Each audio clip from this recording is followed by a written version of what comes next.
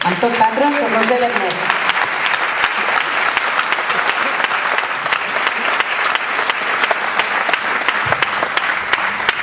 Molt bona nit. Em fa molta il·lusió ser aquí, perquè no és la primera vegada que hi soc. Ja fa més de 10 anys que aquest auditori de Felip Pedrell és un espai on sovint ens hi trobem. I jo hi he vingut altres vegades, i alguns potser ens hi hem trobat, perquè fa cosa de 10 anys hi va haver tota una mena de rebombori a les nostres comarques. Hi va haver moviments de defensa del territori com no s'havien vist mai, i que jo penso que és un punt de partida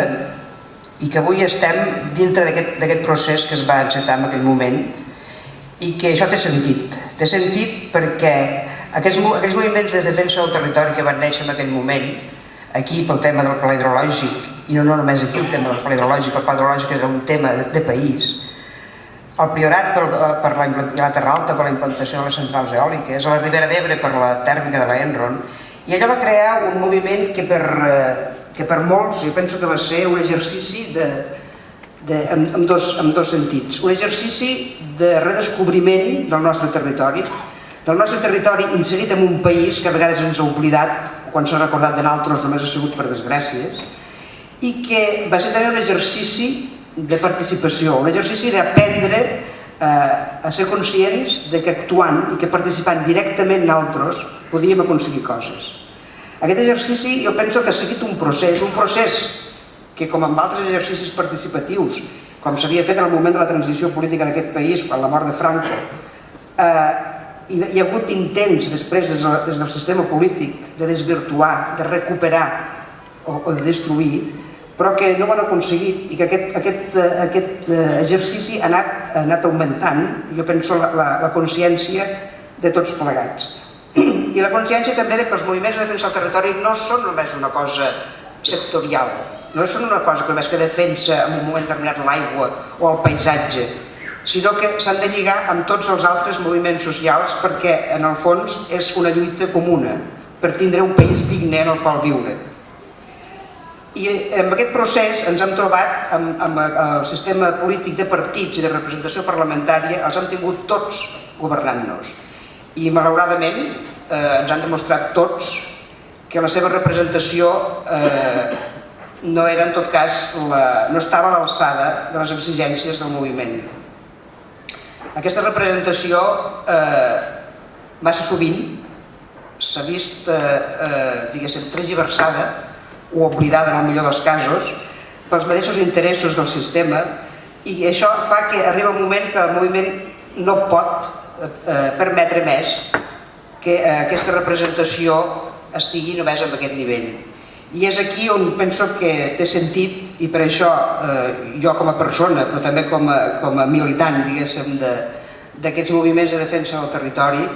crec que és important que ara toca, diguéssim, prendre en mà també l'actuació institucional. Si fins ara no ho havíem fet, vull dir, és perquè encara hi havia potser algunes esperances que alguna representació política pogués ser-nos útils, no només útils, sinó que portés realment la nostra veu al Parlament. Però ja hem vist que això no ha passat en casos concrets, fent servir sistemes participatius de les iniciatives legislatives populars que se les han rifat. Vull dir que, per tant, ara toca ser-hi directament, sense intermediaris. I a més, jo penso que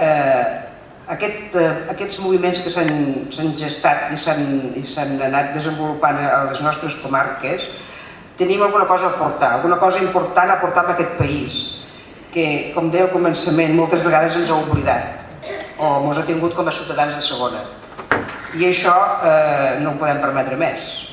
I pensem que aquesta manera de participar directa i assembleària és el que nosaltres podem aportar com a manera de fer a tot el país en general. I per això crec que els moviments de defensa del territori, igual que la resta de moviments socials, tenim amb la plataforma de la CUP l'eina, perquè en el fons és això el que necessitem, és una eina, que ens pot permetre ser directament allà on hem de ser, perquè la nostra veu no sigui tergiversada mai més. I em sembla que el moment polític, tant pel que fa des del punt de vista nacional com des del punt de vista social,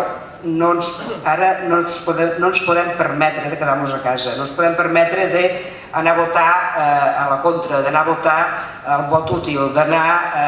al mal menor. Vull dir, ara això ja no val. Ja no valen més pedaços, perquè aquest pelinxo que tenim ja no aguanta ni pedaços ni sorgits. Ara ho hem de fer de cap i de nou, i ho hem de fer nou, hem de fer un vestit nou i a la mida de les classes populars, que som els que realment hem de sostindre i hem de fer avançar aquest país.